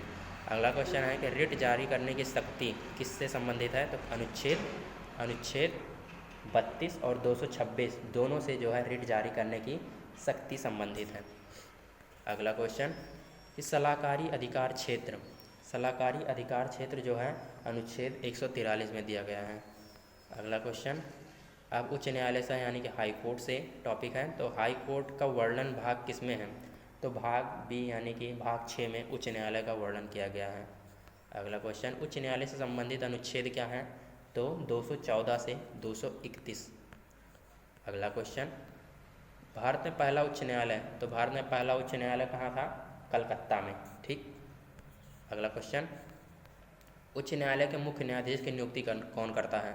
तो उच्च न्यायालय यानी कि हाई कोर्ट के मुख्य न्यायाधीश की नियुक्ति कौन करता है? तो राष्ट्रपति करता है। ठीक। अगला क्वेश्चन, उच्च न्यायालय के न्यायाधीश की न्यूनतम आयु, तो इसकी भी कोई निर्धारित नहीं होती है, इसके आगे की निर्धारित होती है, उसको नीचे दिया गया होगा। उच्च न्यायालय के न्यायाधीश की सेवानिवृत्ति आयु कितनी होती है? तो वो 62 वर्ष होती है। Right answer. अब देखिए, उच्च न्यायालय के न्यायाधीश अपना त्यागपत्र किसे देते हैं? तो राइट आंसर राष्ट्रपति को। ये न्यायालय वाली जितनी भी बात है वो राष्ट्रपति को अपना त्यागपत्र देते हैं, चाहे सुप्रीम कोर्ट की बात करें या हाई कोर्ट की। उच्च न्यायालय की रीट शक्ति क्या है? मौलिक अधिकार और कानूनी अधिकार दोनों है, याद रखिएगा। अगला क्वेश्चन, उच्च न्यायालय की शक्ति जो होती है वो सर्वोच्च से अधिक यानी कि सर्वोच्च न्यायालय से, उच्च न्यायालय की शक्ति सर्वोच्च न्यायालय से अधिक होती है। ये क्वेश्चन मुझे डाउट लग रहा है। उच्च न्यायालय की शक्ति सर्वोच्च न्यायालय से कम होती है, ये राइट आंसर होगा। उच्च न्यायालय तो क्या होता है? राज्य का होता है, लेकिन सुप्रीम कोर्ट जो होता है वो सुप्रीम कोर्ट सबसे बड़ा होता है, ये आपको याद रखना है। अब अगला क्वेश्चन, अधीनस्थ न्यायालय। देखिए, ये टॉपिक का नाम है अधीनस्थ न्यायालय। तो अधीनस्थ न्यायालयों का वर्णन किस में है? तो अधीनस्थ न्यायालयों का वर्णन भाग 6 में है, इसको याद रखिएगा। अगला क्वेश्चन, जिला न्यायाधीश की नियुक्ति कौन करता है? तो जिला न्यायाधीश की नियुक्ति राज्यपाल करता है। अगला क्वेश्चन, अधीनस्थ न्यायालयों पर नियंत्रण किसके द्वारा होता है? उच्च न्यायालय हाई कोर्ट के द्वारा। अगला क्वेश्चन है न्यायिक पुनरावलोकन की। तो न्यायिक पुनरावलोकन का स्रोत संविधान से है, इसको याद रखिएगा। अब देखिए, न्यायिक सक्रियता संबंधित है, तो न्यायिक सक्रियता न्यायपालिका से संबंधित है। न्यायिक से आप समझ सकते हैं न्यायपालिका। अगला क्वेश्चन, सर्वोच्च न्यायालय का वर्तमान न्यायाधीशों की संख्या। तो सर्वोच्च न्यायालय में इस वक्त कितने हैं? 33 हैं। 33। देखिए, टोटल मैंने आपको बता दिया है कि 34 होते हैं टोटल, जिसमें एक मुख्य न्यायाधीश होता है प्लस 33 अन्य न्यायाधीश होते हैं। लेकिन वर्तमान की बात करें 2026 में अगर आपसे पूछे तो 33 हैं। 33 हैं, जिसमें एक मुख्य न्यायाधीश है और 32 अन्य न्यायाधीश। एक पद क्या है? खाली है। एक पद क्या है? खाली है, इसको आप याद रखिएगा। अगला क्वेश्चन, सर्वोच्च न्यायालय का कोरम यानी कि किसी भी सुनवाई के लिए न्यूनतम न्यायाधीश, कोरम का मतलब वही है। तो सर्वोच्च न्यायालय का कोरम यानी कि किसी भी सुनवाई के लिए न्यूनतम न्यायाधीशों की संख्या कितनी होनी चाहिए? तो इसका राइट आंसर, न्यूनतम की बात करें तो 5। अगले क्वेश्चन की ओर चलते हैं। अगला क्वेश्चन है कि सर्वोच्च न्यायालय का निर्णय बाध्यकारी होता है, तो इसका राइट आंसर क्या हो जाएगा? पूरे भारत में सर्वोच्च न्यायालय यानी कि सबसे बड़ा है, तो इसका निर्णय बाध्यकारी पूरे भारत में होगा, ना कि किसी राज्य में। अगला क्वेश्चन, न्यायाधीश को हटाने की प्रक्रिया, तो संसद द्वारा इसे हटा सकता है मतलब प्रस्ताव पारित करके। अगला क्वेश्चन, न्यायाधीश हटाने का आधार क्या है? अक्षमता और दुर्व्यवहार, मतलब न्यायाधीश जो है अगर कोई अक्षमता या दुर्व्यवहार दिखाता है बड़े पैमाने पर तो उसे हटाया जा सकता है। अगला क्वेश्चन, न्यायाधीश हटाने का बहुमत क्या है? तो एक विशेष बहुमत चाहिए, इसको भी आप याद रखिएगा। अगला क्वेश्चन, न्यायिक समीक्षा लागू होती है, तो न्यायिक समीक्षा संसद, कानून, कार्यपालिका का संविधान संशोधन तीनों द्वारा लागू होती है। राइट आंसर सभी हो जाएगा। अगला क्वेश्चन, संविधान की व्याख्या कौन करता है? तो संविधान की व्याख्या सुप्रीम कोर्ट, सर्वोच्च न्यायालय करता है। अगला क्वेश्चन, जनहित याचिका यानी कि PIL कब प्रारंभ में आई? तो याद रखिएगा, इंपॉर्टेंट क्वेश्चन है, 1980 में आई। अगला क्वेश्चन, PIL किससे, यानी कि ऊपर वाला क्वेश्चन ही कह रहा है जनहित याचिका किससे जुड़ी है? तो राइट आंसर क्या हो जाएगा? जनहित से। अगला क्वेश्चन, उच्च न्यायालय की सलाहकारी शक्ति, उच्च न्यायालय की सलाहकारी शक्ति जो है नहीं होती है, ठीक है। ये किसी को सलाह नहीं दे सकता उच्च न्यायालय, लेकिन सुप्रीम कोर्ट जो होता है वो राष्ट्रपति को सलाह दे सकता है, ये किसी को सलाह नहीं दे सकता उच्च न्यायालय। अगला क्वेश्चन, सर्वोच्च न्यायालय का क्षेत्राधिकार। तो सर्वोच्च न्यायालय का क्षेत्राधिकार क्या होता है? व्यापक होता है। अगला क्वेश्चन, अनुच्छेद 226 किससे संबंधित है? राइट आंसर क्या हो जाएगा? रेट से संबंधित है। अगला क्वेश्चन, अनुच्छेद 32 निलंबित कब होता है? यानी कि जो हमें डॉक्टर भीमराव अम्बेडकर ने दिया था संवैधानिक उपचारों का अधिकार, वो भी एक बार निलंबित हो जाता है। कब? आपातकाल की स्थिति में, यानी कि किसी युद्ध या फिर अन्य किसी स्थिति में जो है ये अनुच्छेद 32 निलंबित हो जाता है। मौलिक अधिकार भी साथ साथ निलंबित हो जा सकते हैं। सर्वोच्च न्यायालय का मुख्य कार्य। तो सर्वोच्च न्यायालय का मुख्य कार्य होता है संविधान की रक्षा करना। सर्वोच्च न्यायालय सीधा संविधान से जुड़ा है, आप याद रखिएगा। भारत में न्यायपालिका स्वतंत्र है, तो इसका राइट आंसर हो जाएगा भारत में न्यायपालिका स्वतंत्र है। हाँ, राइट आंसर। अब देखिए, उच्च न्यायालय के निर्णय बाध्यकारी क्या होते हैं? केवल राज्य में होते हैं। उच्च न्यायालय का सीधा संबंध राज्य से है, इसको भी आपको याद रखना है। और सुप्रीम कोर्ट का, यानी कि उसका क्या है? सुप्रीम कोर्ट का किससे है? पूरे देश से है। अगला क्वेश्चन, कि अधीनस्थ न्यायालय किसके अधीन है? तो राइट आंसर क्या हो जाएगा? उच्च न्यायालय के अधीन है। अगला क्वेश्चन, सर्वोच्च न्यायालय में प्रयुक्त होने वाली भाषा। तो सर्वोच्च न्यायालय यानी सुप्रीम कोर्ट में केवल अंग्रेजी भाषा का प्रयोग होता है। ये काफ़ी दुखद चीज़ है, कह सकते हैं एक प्रकार से, क्योंकि हिंदी भी होनी चाहिए ताकि कोई भी व्यक्ति अपनी बात जो है सुप्रीम कोर्ट में रख सके। ठीक है, उसको तो अगर वो हिंदी जानता है तो उसको इंग्लिश में कुछ समझ में नहीं आएगा, तो ये काफ़ी एक दुखद समाचार है, कह सकते हैं। अगला क्वेश्चन, न्यायिक पुनर्विचार की शक्ति किसके पास है? केवल न्यायालय के पास होती है। अगला क्वेश्चन, अब देखिए 351 से 400, ये पार्ट 8 है। पार्ट 10 में सारा खत्म हो जाएगा, याद रखिएगा। अगर आप पूरी वीडियो देख लेते हैं तो आपको किसी वीडियो को देखने की ज़रूरत नहीं पड़ेगी। आपातकाल देखिए, अब देखिए आपातकाल का प्रावधान किस भाग में है? तो इसका राइट आंसर क्या हो जाएगा? भाग 18 में, याद रखिएगा आपातकाल। अगला क्वेश्चन है, राष्ट्रीय आपातकाल लगाया जाता है। तो देखिए वो 3 चीज़ें क्या है? आंतरिक अशांति, बाह्य आक्रमण और युद्ध की स्थिति में जो है, यानी तीनों। राइट आंसर डी हो जाएगा, आपातकाल लगाया जाता है। अगला क्वेश्चन, राष्ट्रीय आपातकाल की घोषणा करता है। तो आपातकाल की घोषणा राष्ट्रपति करता है। अगला क्वेश्चन, राष्ट्रीय आपातकाल की स्वीकृति देता है। राइट आंसर क्या हो जाएगा? संसद इसकी स्वीकृति देता है। अगला क्वेश्चन, पहला राष्ट्रीय आपातकाल कब लगा था? तो पहला जब लगा था वो 1962 में। कब? भारत चीन युद्ध के समय, और उस समय भारत के राष्ट्रपति कौन थे? तो सर्वपल्ली राधाकृष्णन। काफ़ी इंपॉर्टेंट क्वेश्चन मैंने आपको बता दिया है, कोई भी ये तीनों में से आपको पूछ सकता है कि पहला राष्ट्रीय आपातकाल कब लगा था, तो आपको 1962 याद रखना है। या फिर पहला राष्ट्रीय आपातकाल किस युद्ध के उपलक्ष्य में लगा था, तो भारत चीन युद्ध के। या फिर पूछ सकता है कि भारत चीन युद्ध जब आपातकाल लगा था उस समय राष्ट्रपति कौन थे, तो सर्वपल्ली राधाकृष्णन। काफ़ी इंपॉर्टेंट क्वेश्चन है। अगला क्वेश्चन, अब तक राष्ट्रीय आपातकाल कितनी बार लगा है? तो टोटल 3 बार लगा है। ठीक है, एक भारत पाक युद्ध, एक भारत चीन युद्ध, और एक आंतरिक जो है देश से ही जुड़ी स्थिति में एक बार लगा था। अब देखिए अनुच्छेद 352 किससे संबंधित है? तो अनुच्छेद 352 राष्ट्रीय आपातकाल से साथ साथ पूछता है कि अनुच्छेद 360 किससे संबंधित है? तो वो वित्तीय आपात से। ठीक, वित्तीय आपात दोनों पूछता है, याद रखिएगा। अनुच्छेद 352 जो है राष्ट्रीय आपातकाल, अनुच्छेद 360 वित्तीय आपातकाल। अगला क्वेश्चन, अब देखिए राज्य में आपातकाल।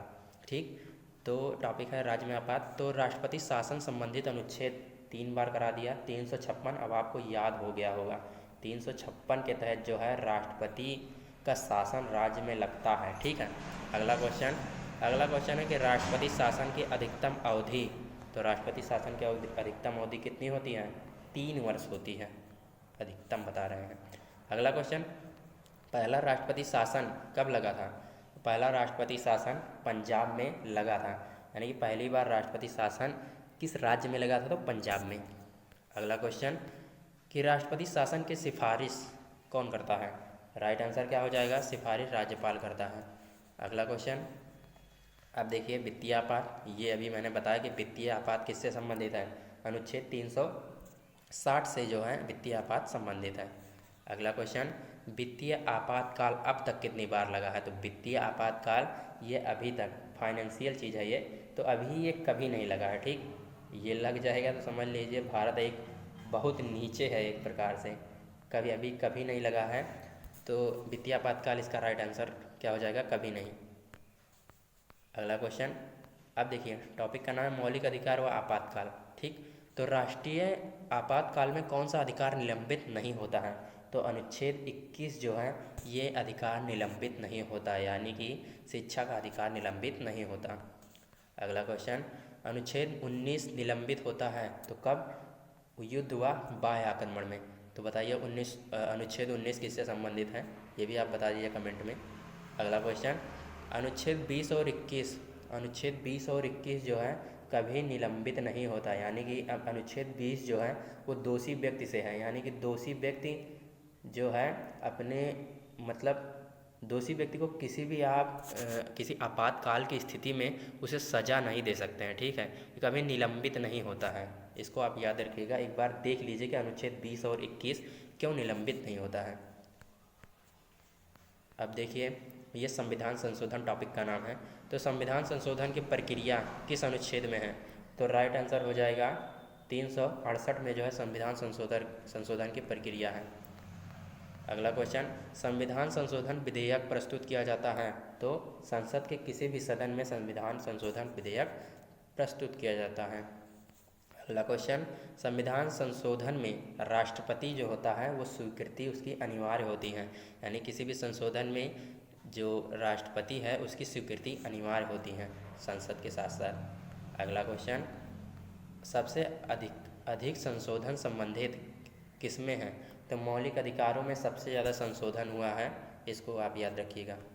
अगला क्वेश्चन विशेष प्रावधान से है कि अनुच्छेद 370 संबंधित था, तो अनुच्छेद 370 क्या है, जम्मू कश्मीर से संबंधित है, काफ़ी इम्पोर्टेंट है, काफ़ी इम्पोर्टेंट। अगला क्वेश्चन है कि अनुच्छेद 371 के ए ये किससे संबंधित है, इसका एक विशेष राज्य से संबंधित है, ये नागालैंड, काफ़ी इम्पोर्टेंट क्वेश्चन है। अगला क्वेश्चन, अनुच्छेद 371 एफ किससे संबंधित है, तो राइट आंसर सिक्किम हो जाएगा। अगला क्वेश्चन, अनुसूचियाँ टॉपिक है, तो भारतीय संविधान में अनुसूचियों की संख्या कितनी है, तो भारतीय संविधान में अनुसूचियों की संख्या ये आपको क्वेश्चन पर डिपेंड करता है। अगर मूल रूप से पूछेगा तो कितनी थी, 8 थी, और वहीं पूछेगा वर्तमान में अनुसूचियों की संख्या तो 12। अगर वर्तमान नहीं दिया है, सीधा कह रहा है भारतीय संविधान में, तो उसका मतलब 12 ही समझिए, नहीं तो अगर मूल लगा देता है, जब तक मूल नहीं लगाएगा आप पहले की बात मत याद कीजिएगा। अगर मूल लग गया तो यानी कि जब बना था उस समय बात कर रहा है। राइट आंसर इसका क्या हो जाएगा, वर्तमान में 12 अनुसूचियाँ हैं। अगला क्वेश्चन, पहली अनुसूची किससे संबंधित है, पहली अनुसूची राज्य से संबंधित है। देखिए यहाँ पर आपको अनुसूची भी दिखा देते हैं। दूसरी अनुसूची क्या है, शपथ लेगा, सभी जो बड़े बड़े जैसे राष्ट्रपति हैं, प्रधानमंत्री हैं, सभी शपथ का उल्लेख दूसरी अनुसूची में किया गया है।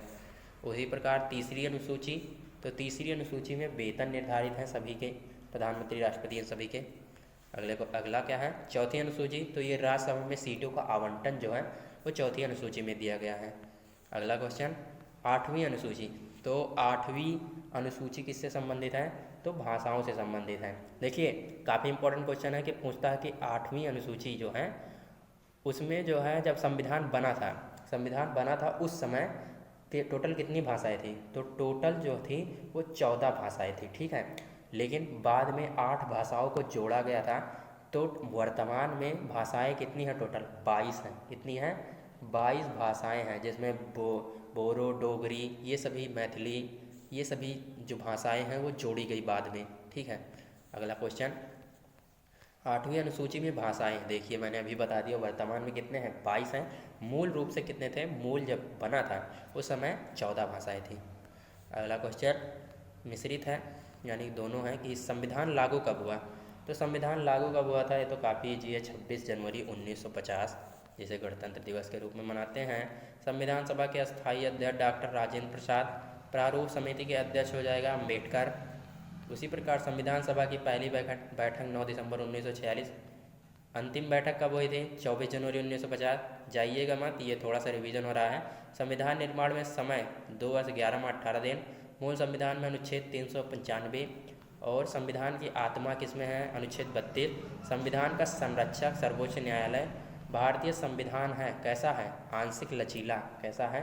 आंशिक। देखिए एक बार मैंने बताया था कि उसमें ऑप्शन में लचीला दिया था, लेकिन लचीला ही सिर्फ होगा तो आंसर नहीं होगा, आंशिक लचीला। देखिए यहाँ भी लचीला दिया है लेकिन यह गलत हो जाएगा, आंशिक लचीला है और आंशिक कठोर भी है, याद रखिएगा।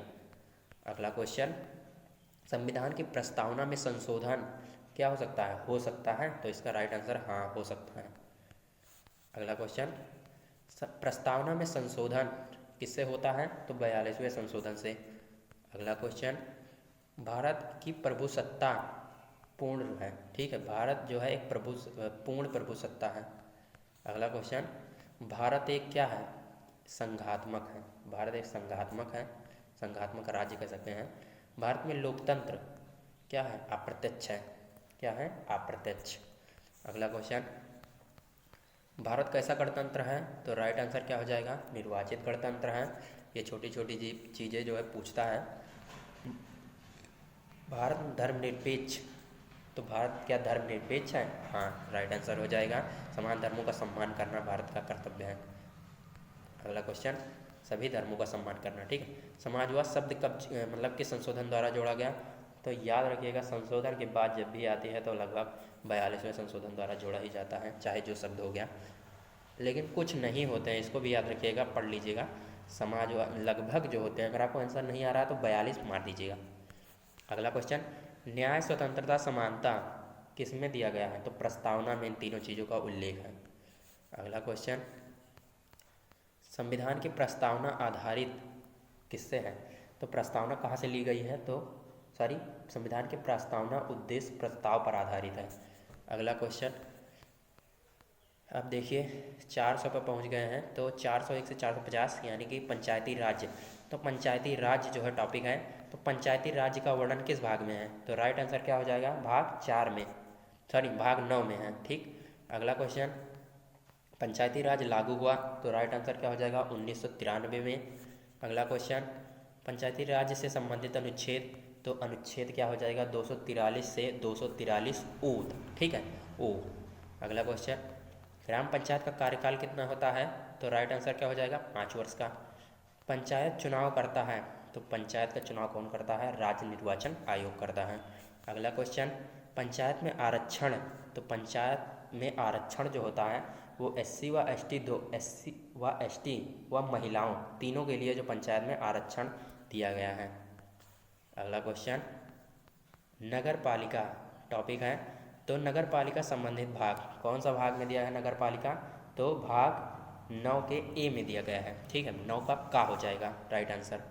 अगला क्वेश्चन, कि नगर पालिका कब लागू हुई? तो राइट आंसर हो जाएगा 1993 में। अगला क्वेश्चन, नगर पालिका से संबंधित अनुच्छेद क्या है? तो नगर पालिका से संबंधित अनुच्छेद 243 पी से 243 ZG तक, ठीक। अगला क्वेश्चन, नगर निगम का प्रमुख कौन होता है? तो नगर निगम का प्रमुख महापौर होता है। काफ़ी इंपॉर्टेंट क्वेश्चन है, नगर निगम का प्रमुख महापौर होता है। अगला क्वेश्चन, चुनाव टॉपिक है, चुनाव, तो चुनाव का आयोग वर्णन किसमें है? चुनाव आयोग का वर्णन किसमें है, किस भाग में? राइट आंसर क्या हो जाएगा? भाग 15 में। अगला क्वेश्चन, चुनाव आयोग किससे संबंधित है, किस अनुच्छेद से? तो राइट आंसर क्या हो जाएगा? 324। अगला क्वेश्चन है कि भारत का मुख्य निर्वाचन आयुक्त नियुक्त करता है, यानी कि मुख्य निर्वाचन आयुक्त कौन नियुक्त करता है? तो राष्ट्रपति करता है। अगला क्वेश्चन, निर्वाचन आयुक्तों की संख्या किस पे डिपेंड करती है? राष्ट्रपति तय करता है, ठीक है, राष्ट्रपति चाहेगा जितने निर्वाचन आयुक्तों की संख्या होगी। अगला क्वेश्चन, मुख्य निर्वाचन आयुक्त हटाया जाता है, तो राइट आंसर क्या हो जाएगा? सुप्रीम कोर्ट के न्यायाधीश जैसी प्रक्रिया में मुख्य न्यायाधीश को भी हटाया जाता है, यानी कि काफ़ी कठोर प्रक्रिया है ये, ठीक। अगला क्वेश्चन, मताधिकार की आयु, तो मताधिकार की आयु कितनी है? राइट आंसर क्या हो जाएगा? 18 वर्ष। आपको ये भी याद रखना है कि पहले 21 वर्ष हुआ करते थे, इसको घटाया गया था किसी संशोधन द्वारा, उसको नीचे भी आपको एक प्रश्न मिलेगा। पहले 21 थी, बाद में इसे घटाया गया तो 18 हो गई है अब। अगला क्वेश्चन, सार्वभौमिक वयस्क मताधिकार किस अनुच्छेद में है? तो अनुच्छेद 326 में। अगला क्वेश्चन, संवैधानिक संस्थाएं, देखिए इसमें अब टॉपिक है संघ लोक सेवा आयोग यानी कि यूपीएससी ये किस भाग में दिया गया है? तो भाग 14 में जो है यूपीएससी का वर्णन किया गया है। अगला क्वेश्चन है कि यूपीएससी संबंधित अनुच्छेद, तो यूपीएससी अनुच्छेद क्या है? अनुच्छेद 315 जो है इसका राइट आंसर। अगला क्वेश्चन, यूपीएससी अध्यक्ष नियुक्त करता है, तो कौन नियुक्त करता है? राष्ट्रपति। जितने भी बड़े पद हैं उनकी नियुक्ति लगभग राष्ट्रपति करता है। यूपीएससी सदस्य का कार्यकाल, तो इसका राइट आंसर क्या हो जाएगा? 6 वर्ष होता है। अगला क्वेश्चन, यूपीएससी सदस्य की सेवानिवृत्ति आयु यानी कि कब तक वो पद पर रह सकता है? तो 65 वर्ष तक। अगला क्वेश्चन है कि सीएजी टॉपिक है यानी कि नियंत्रक एवं महालेखा परीक्षक, तो सीएजी संबंधित भाग यानी कि सीएजी किस भाग में है? तो इसका राइट आंसर हो जाएगा भाग 12। साथ साथ आप ये भी बताइए कि वर्तमान में सीएजी कौन है भारत का, ठीक, इसको भी आप कमेंट कर दीजिए। अगला क्वेश्चन है सीएजी संबंधित अनुच्छेद यानी कि सीएजी किस अनुच्छेद से संबंधित है? राइट आंसर 148 हो जाएगा। अगला क्वेश्चन, सीएजी नियुक्त करता है, तो कौन नियुक्त करता है? राष्ट्रपति करता है। अगला क्वेश्चन, सीएजी का कार्यकाल, तो सीएजी का कार्यकाल क्या हो जाएगा? 65 वर्ष की आयु तक होता है। एक क्वेश्चन याद आ रहा है कि राज्य जो क्या होता है, राष्ट्रपति राज्यसभा में कितने सदस्यों की नियुक्ति करता है? तो 12 सदस्यों की नियुक्ति करता है। ये भी आप याद रख लीजिए, ये अभी याद आया तो बता दिया। अगला क्वेश्चन, वित्त आयोग टॉपिक है, तो वित्त आयोग का वर्णन किस भाग में है? तो राइट आंसर क्या हो जाएगा? भाग 12 में है। वित्त आयोग किससे संबंधित है, किस अनुच्छेद से? तो राइट आंसर 280, ठीक। अब देखिए, वित्त आयोग नियुक्त करता है तो राष्ट्रपति जो है वित्त आयोग की नियुक्ति करता है। अगला क्वेश्चन, वित्त आयोग की नियुक्ति क्या है? हर 5 वर्ष में होती है। अगला क्वेश्चन, अब देखिए, राज्य निर्वाचन आयोग नियुक्त करता है, तो कौन करता है? मतलब राज्य निर्वाचन आयोग की नियुक्ति कौन करता है? राज्यपाल करता है। राज्य से संबंधित आएगा तो राज्यपाल याद कर लीजिए। भाषा आयोग संबंधित अनुच्छेद 344, इसका राइट आंसर हो जाएगा। राष्ट्रीय पिछड़ा वर्ग आयोग, तो इसका राइट आंसर संवैधानिक है, ये भी याद रखिएगा। मानव अधिकार आयोग ये कैसा है? ये वैधानिक है। ऐसे कुछ प्रश्न देख लीजिए। नीति आयोग कैसा है? तो ये एक कार्यकारी है। राष्ट्रीय महिला आयोग ये वैधानिक निकाय है। सीबीआई कैसा है? तो ये गैर संवैधानिक और गैर वैधानिक निकाय है।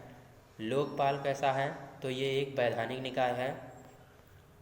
केंद्रीय सतर्कता आयोग ये कैसा निकाय है? ये वैधानिक निकाय है। राष्ट्रीय अल्पसंख्यक आयोग ये वैधानिक निकाय है। योजना आयोग ये कार्यकारी निकाय है। राष्ट्रीय अनुसूचित जाति आयोग ये किस अनुच्छेद में दिया गया है? तो अनुच्छेद 338 पे जो है राष्ट्रीय अनुसूचित आयोग का वर्णन किया गया है। अगला क्वेश्चन, राष्ट्रीय अनुसूचित जनजाति आयोग ये किस अनुच्छेद में है? तो राइट आंसर हो जाएगा 338 के का में यानी कि ए में है। अगला क्वेश्चन, राष्ट्रीय पिछड़ा वर्ग आयोग किस अनुच्छेद में है? तो अनुच्छेद 338 के बी यानी कि ठीक बाद वाला। अगला क्वेश्चन, अल्पसंख्यक आयोग कैसा निकाय है? तो ये वैधानिक निकाय है। भारत में पहला मुख्य निर्वाचन आयुक्त कौन था? तो सुकुमार सेन थे, ठीक है। इस समय कौन है? तो ज्ञानेश कुमार। अगला क्वेश्चन, पहला वित्त आयोग अध्यक्ष, तो पहला वित्त आयोग अध्यक्ष कौन था? तो इसका केसी नियोगी इसका राइट आंसर हो जाएगा। अगला क्वेश्चन है कि राज्य वित्त आयोग ये किस अनुच्छेद में दिया गया है? तो अनुच्छेद 243 का आई है वो, ठीक है। अनुच्छेद 243 का आई जो है राज्य वित्त आयोग का वर्णन करता है। अगला क्वेश्चन, जिला योजना समिति ये किस अनुच्छेद में है? तो अनुच्छेद 243 ZD याद रखिएगा। अगला क्वेश्चन, महानगर योजना समिति ये किस अनुच्छेद में है? तो अनुच्छेद 243 के ZE, ये क्या रिपीट हो गया क्या? अनुच्छेद 243 का ZE और ये 243 ZD सही है, कोई दिक्कत नहीं। अगले क्वेश्चन की ओर चलते हैं। अब पार्ट 10 यानी कि लास्ट है, अब इसको देख लीजिए बस। अब देखिए, भाषा संबंधी प्रावधान टॉपिक है। तो भारत की राजभाषा, तो भारत की राजभाषा हिंदी है, सबको पता है। अगला क्वेश्चन, राजभाषा संबंधित भाग कौन सा है? तो किस भाग में जो है राजभाषा का उल्लेख किया गया है? तो भाग 17 में राजभाषा का उल्लेख किया गया है। अगला क्वेश्चन है कि राजभाषा से संबंधित अनुच्छेद किसमें है? तो राजभाषा से संबंधित अनुच्छेद 343 से 351 में है। अगला क्वेश्चन, देवनागरी लिपि, तो देवनागरी लिपि जो है वो राजभाषा की लिपि है, ठीक है। हिंदी की लिपि ही, हिंदी जो है देवनागरी लिपि है कह सकते हैं। राजभाषा हमारी क्या है? हिंदी है। तो देवनागरी लिपि जो है राजभाषा की लिपि है कह सकते हैं, ठीक है। अगला क्वेश्चन, अंकों का रूप होगा, तो अंकों का रूप क्या होगा? अंतर्राष्ट्रीय होगा। अगला क्वेश्चन, नागरिकता टॉपिक है, तो नागरिकता का वर्णन किस भाग में है? पहले भी करा दिया है, भाग 2 में है। अगला क्वेश्चन, नागरिकता ये बताया है 5 से 11, रिपीट नहीं होंगे, रुक जाए 1 मिनट। भारत में एकल नागरिकता क्या है? तो भारत में एकल नागरिकता है या नहीं है? तो हाँ है। अगला क्वेश्चन, नागरिकता कानून बनाती है, तो नागरिकता कानून कौन बनाती है? संसद बनाती है। अगला क्वेश्चन, भारतीय नागरिकता प्राप्ति के कितने तरीके हैं? काफ़ी इंपॉर्टेंट क्वेश्चन है। भारतीय नागरिकता प्राप्ति के कितने तरीके हैं? तो वो टोटल 5 तरीके हैं। अगला क्वेश्चन, अब देखिए टॉपिक है अनुसूचित एवं जनजातीय क्षेत्र। तो अनुसूचित क्षेत्र किससे संबंधित है? तो इसका राइट आंसर क्या हो जाएगा? अनुसूचित क्षेत्र भाग 10 से संबंधित है। अगला क्वेश्चन, अनुसूचित जनजाति आयोग के अध्यक्ष उपाध्यक्ष की नियुक्ति, ये देखिए यहाँ पर अध्यक्ष और उपाध्यक्ष की नियुक्ति कौन करता है? तो इसका राइट आंसर क्या हो जाएगा? इसका राइट आंसर, अनुसूचित बात कर रहा है तो जहाँ तक तो राष्ट्रपति होगा, देखते हैं इसका राइट आंसर, हाँ राष्ट्रपति होगा। 5वीं अनुसूची किससे संबंधित है? काफ़ी इंपॉर्टेंट क्वेश्चन है, 5वीं और 6ठी अनुसूची। तो 5वीं अनुसूची तो किससे संबंधित है? अनुसूचित जात और अनुसूचित जनजाति यानी कि SC और ST से संबंधित है, ठीक है। ये इंपॉर्टेंट है। इसके साथ साथ ये भी इम्पॉर्टेंट है कि 6ठी अनुसूची किससे संबंधित है? तो 6ठी अनुसूची जो है वो असम, त्रिपुरा, मेघालय, मिजोरम, इन चारों से संबंधित है। वो जो 5वीं अनुसूची थी SC और ST, वो जो कानून या फिर कुछ भी मतलब बनाते थे, वो इन चारों राज्यों को छोड़कर ही उसमें दिए गए हैं। लेकिन 6ठी अनुसूची में स्पेशल इन चारों राज्यों को ही दर्जा दिया गया है, यानी कि असम, मेघालय, त्रिपुरा, मिजोरम, याद रखिएगा। अगला क्वेश्चन हमारा है विविध प्रावधान, यानी कि विशेष बहुमत की आवश्यकता। विशेष बहुमत की आवश्यकता संविधान संशोधन के लिए होती है। अगला क्वेश्चन, संसद के संयुक्त सत्र की अध्यक्षता कौन करता है? तो संसद के संयुक्त सत्र की अध्यक्षता कौन करता है? तो इसका राइट आंसर हो जाएगा लोकसभा अध्यक्ष, ठीक है। लोकसभा अध्यक्ष इसका राइट आंसर हो जाएगा। अगला क्वेश्चन, शपथ ग्रहण अनुसूची किस अनुच्छेद, मतलब शपथ ग्रहण अनुसूची मतलब किस अनुसूची में है? अगला क्वेश्चन, संविधान में लचीलापन, तो संविधान में लचीलापन कहाँ से लिया गया है? तो इसका राइट आंसर हो जाएगा ब्रिटेन से लिया गया है। अगला क्वेश्चन, नीति निर्देशक तत्व, नीति निर्देशक तत्व जो होता है वो गैर न्यायोचित होता है। अगला क्वेश्चन, मौलिक कर्तव्य जोड़े गए, तो राइट आंसर क्या हो जाएगा? 42वें संशोधन द्वारा।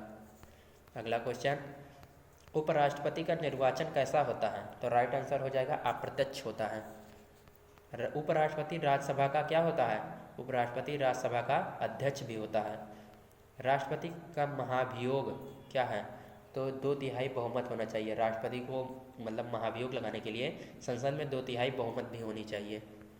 अगला क्वेश्चन, राष्ट्रपति की योग्यता क्या हो जाएगा? 35 वर्ष। राष्ट्रपति का कार्यकाल 5 वर्ष। अब देखिए संसद का अभिन्न अंग तो क्या है? संसद के 3 अंग हैं, लोकसभा, राज्यसभा और राष्ट्रपति। इसको याद रखिएगा। राइट आंसर क्या हो जाएगा? डी, यानी कि तीनों। अगला क्वेश्चन, संसद की शक्तियाँ, तो संसद की शक्तियाँ जो संविधान द्वारा सीमित होती हैं। अगला क्वेश्चन है संविधान का सबसे लंबा भाग, तो भाग 4 जो है सबसे लंबा भाग है, जिसमें 100 अनुच्छेद हैं। टोटल कितने हैं? 100 अनुच्छेद, 52 से 151, ठीक। अगला क्वेश्चन है संविधान का सबसे छोटा भाग, तो संविधान का सबसे छोटा भाग भाग 20 है, जिसमें केवल एक जो है अनुच्छेद है, उसमें क्या कहा गया है कि मतलब एक ही अनुच्छेद है जिसमें केवल संशोधन की प्रक्रिया है, ठीक है। संविधान में संशोधन की प्रक्रिया भाग 20 में है और उसमें केवल एक ही अनुच्छेद है, याद रखिएगा। अगला क्वेश्चन, भारत में संघीय व्यवस्था कहाँ से ली गई है? तो भारत में संघीय व्यवस्था जो है कनाडा से ली गई है। अगला क्वेश्चन, राष्ट्रपति शासन के दौरान राज्य का प्रशासन राष्ट्रपति के पास होता है। राष्ट्रपति शासन के दौरान राज्य का प्रशासन राष्ट्रपति के पास होता है, तो इजी है। अगला क्वेश्चन, मूल संविधान का अंतिम अनुच्छेद, मूल संविधान टोटल 395 अनुच्छेद थे, तो वही 395 जो है अंतिम अनुच्छेद था, तो इजी है। अगला क्वेश्चन, संविधान सभा का संवैधानिक सलाहकार कौन था, तो सलाहकार जो थे BN राव थे। अगला क्वेश्चन, संविधान की मूल संरचना सिद्धांत इसे किसे कहते हैं, बहुत बार परीक्षा में रिपीट हुआ है, तो केशवानंद भारती केस को संविधान की मूल संरचना सिद्धांत भी कहते हैं। 1973 का केशवानंद भारती केस याद रखिएगा, बहुत इंपॉर्टेंट है, स्टार बना लीजिए। अगला क्वेश्चन है मौलिक अधिकार निलंबन केस, ये भी इम्पॉर्टेंट है, तो ये किस में था, ADM जबलपुर केस में जो है मौलिक अधिकार निलंबन केस भी इसे कहते हैं, ADM जबलपुर को। अगला क्वेश्चन उसी से जुड़ा हुआ है, इसीलिए संसद की संप्रभुता, तो इसका क्या हो जाएगा, आंशिक होती है। अगला क्वेश्चन है कि संविधान में संशोधन की सीमा क्या है, मूल संरचना होती है कि इसमें संशोधन की सीमा होती है मूल संरचना। अगला क्वेश्चन है कि संघ सूची में विषय, ये संघ सूची, राज्य सूची, समवर्ती सूची तीनों इंपॉर्टेंट है, देख लीजिएगा। देखिए क्या है, संघ सूची में विषय कितने हैं, तो 100 विषय हैं, और वही बात करें राज्य सूची में तो इसका राइट आंसर 61। अगला क्वेश्चन, समवर्ती सूची में तो इसका राइट आंसर 52, याद रखिएगा। अब अगले क्वेश्चन की ओर चलते हैं।